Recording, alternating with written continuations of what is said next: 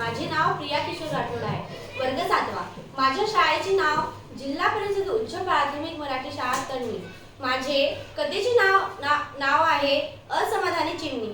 एका मोठ्या जंगलात एक चिमणी राहत होती. तिला उडत जाऊन वेगवेगळ्या फळांच्या झाडावर बसायला खूप आवडायचं. पण तिचं मन नेहमी असमाधानी असायचं.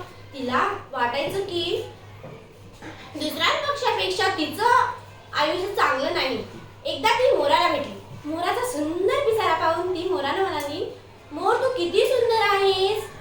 माझं आयुष्य फार साधं आहे.